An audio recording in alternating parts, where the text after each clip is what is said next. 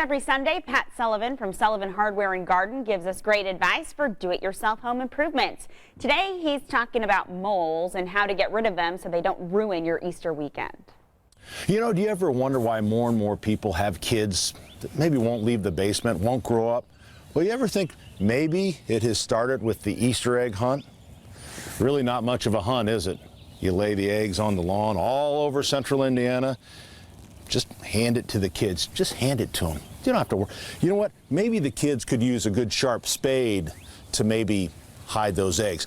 Or, you know what? Mole runs. Mole runs make a nice place to hide Easter eggs. And that brings us to the subject of today's tip. Moles. I don't know what it is about moles, but they are everywhere. The last 2 years, I mean, we've always had moles, but now everybody seems to have moles. So killing moles, there's so many things out there, and everybody's got an idea. If you're at a cocktail party, mention moles or daylight saving time, and you are going to get response. So skip all the other stuff. Skip the human hair, the lye, the X-Lax, the juicy fruit gum, electricity, broken glass, barbed wire. It goes on and on and on. You know, some of the methods, first thing is you need to find an active run. That's number one. So to find an active run, because moles sometimes will do secondary runs, they can actually do about 18 foot per hour. How about that? 18 foot an hour, so there can be a lot of tunnels, and a lot of them are secondary. So the first thing you want to do is when you find the tunnels, kind of press them down, 6 or 8 spot, and then mark them with a little bit of flour.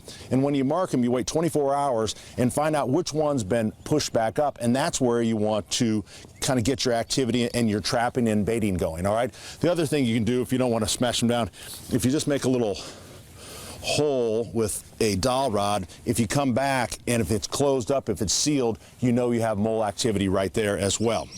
So once you establish the main run, then you can decide, do you want to trap them or do you want to poison them? There's plenty of things out there.